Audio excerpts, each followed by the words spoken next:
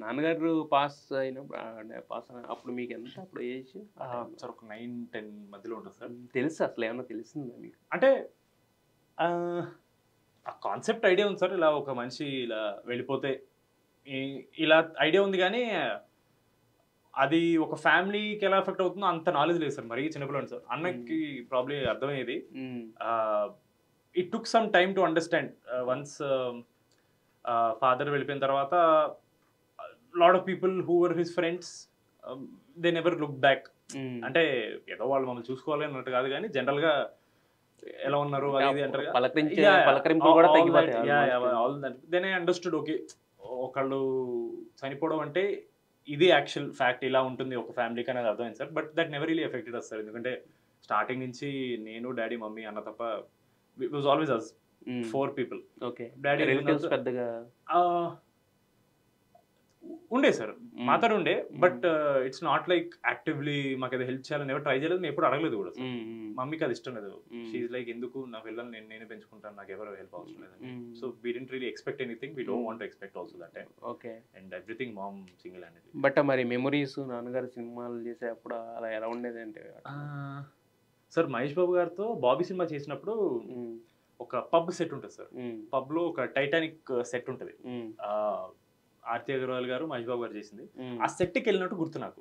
అంటే first time ఒక pub వెళ్ళా కదా, మొత్తం లైట్లు, స్నో లాగా థర్మాకోల్ ఇవన్నీ ఉండే. సో అదొక మెమరీ ఉంది. బట్ వర్షం వచ్చేసరికి కొంచెం బెటర్. కానీ నాకు అప్పటికి కూడా తెలియదు సార్. అంటే magnitude of someone called Prabhas అన్న ఇంత పెద్ద నాకు అప్పటికి తెలియదు సార్.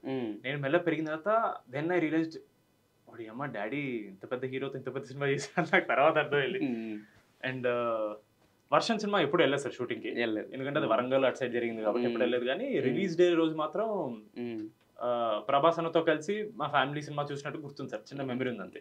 నేను అంటే గ్రేటెస్ట్ పార్ట్ నాకు అనిపించింది ఏంటంటే ఒక ఇద్దరు పిల్లల్ని అంటే సోలోగా సింగిల్ హ్యాండెడ్గా పెంచి పెద్ద చేసి అంటే ఆవిడ ఏదైతే అనుకున్నారో ఎలా చూడాలనుకున్నారో అలా చూశారు కదా. మీ మదర్కి మాత్రం నిజంగా హ్యాట్స్ ఆఫ్ చెప్పాలి. సో ఆ టఫెస్ట్ జర్నీ ఎలా సర్వైవ్ చేయగలిగారు మమ్మీ ఒకళ్ళే? సార్ మదర్స్తో ఒకటే ప్రాబ్లం సార్. వాళ్ళ ప్రాబ్లమ్స్ ఎప్పుడు మనకి చెప్పరు. మనకు కావాల్సింది మనకి ఇస్తారు కానీ అది ఎలా ఇస్తున్నారో దానికోసం వాళ్ళు ఏం కష్టపడి మనకి చెప్పరు సార్. అదొక ఆబ్వియస్లీ వాళ్ళ సైడ్ నుంచి it's the greatest thing. But మనకి పెరిగిన తర్వాత అర్థం ఎందుకు మనకి చెప్పలేదు అని అనిపిస్తుంది. కానీ వాళ్ళు చెప్పరు సార్. ఇప్పుడు ఎంత కష్టపడ్డా అనేది తెలియకూడదు. తెలిస్తే మళ్ళీ పిల్లలు ఫీల్ అవుతారనే ఒక మైండ్ సెట్ ఉంటుంది సార్ మదర్స్కి. అది నాట్ ఓన్లీ మదర్స్, ఫాదర్స్ కూడా ఎక్కువ ఉంటుంది. అంటే నాకు మోస్ట్ ఆఫ్ మై లైఫ్ నాకు మమ్మీ తప్ప ఇంకా వేరే నిజంగా నేను ప్రపంచంలో ఎవరి మాట విన్నాను సార్. మమ్మీ మాట తప్ప ఎవరి మాట విన్నాను సార్. అవునా? అస్సలు మీరు ఎవరు చెప్పినా వినేలా ఉంటారు చూడండి. అలా ఉంటాను కానీ సార్ నేను మమ్మీ మాట తప్ప ఎవరి మాట మొండివాడు అనమాట. అయితే చాలా nobody is more than mummy కాబట్టి నేను ఎందుకు వినాలి అంతే. అని మీరు చెప్పింది చాలా చిన్న మాట కానీ దాంట్లో చాలా పెద్ద ఫిలాసఫీ ఉంది. అవును కదా. ఇప్పుడు అంతే కదా. ఇప్పుడు పెంచింది ఆవిడ కాబట్టి ఆవిడ ఒక్క మాట వినాలి. ఎవరికి నేను రెస్పాన్సిబుల్ ఆన్సరబుల్ టు ఎనీబడీ. మరి ఫస్ట్ టైం మీరు సంపాదించడం మొదలు పెట్టిన తర్వాత మీ చేతులతో కొనిపెట్టిన అండ్ గుర్తుగా కొనిపెట్టిందంటే టు బి ఆనెస్ట్ మా వచ్చే రెమ్యునరేషన్ ఫస్ట్ మమ్మీ దగ్గరికి వెళ్ళిపోతుంది సార్. ఆ తర్వాత మమ్మీ మాకు ఇవ్వాలి మాకు అవసరం ఉంటే. సో నేను డబ్బులు పెట్టి కొనిపెట్టింది అంటే అలా స్పెసిఫిక్ ఏం లేదు సార్. బట్ లాస్ట్ ఇయర్ సెప్టెంబర్లో సైమా కూడా వచ్చింది సార్. అప్పుడు మమ్మీని దుబాయ్కి తీసుకెళ్ళాను సార్. అండ్ ఫస్ట్ టైం మమ్మీని ఒక ట్రిప్ దేశం బయటకి కాదు జనరల్గా ఒక ట్రిప్ తీసుకెళ్ళాను ఫస్ట్ టైం సార్. ఆ బుర్జ్ ఖలీఫా ఇవన్నీ చూపించాను. సో చాలా ఎక్సైట్ అయ్యారు. సో నాకు అది బాగా అనిపించింది. ఓన్లీ అట్లీస్ట్ ఏదో ఒక రీజన్ తో నేను తీసుకెళ్ళాను.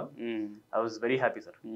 అంటే ఒక్క సినిమా ఇన్ని చోట్లకి మిమ్మల్ని తీసుకెళ్తుంది, ఇంత ఎత్తు మిమ్మల్ని తీసుకెళ్తుంది, ఇన్ని అవకాశాలు తెస్తుంది, ఇన్ని అవార్డులు వేస్తుంది. అసలు ఊహించాను చేసేటప్పుడు మాత్రం సార్. అవార్డ్స్ అనేది లాస్ట్ లో ఉంటుంది సార్ మైండ్ లో. బట్ కాకపోతే అది రావడం అనేది కూడా జాబ్ కదా. అది all we wanted was appreciation from people sir. జనాలు నవ్వాలి, అరే బాగా చేశారా కొత్తోళ్ళైనా అనే మాట అంటే మాకు హ్యాపీ సార్. అంతే సార్. ఈ అవార్డులు ఇవన్నీ బోనస్ సార్. అన్ని బోనస్.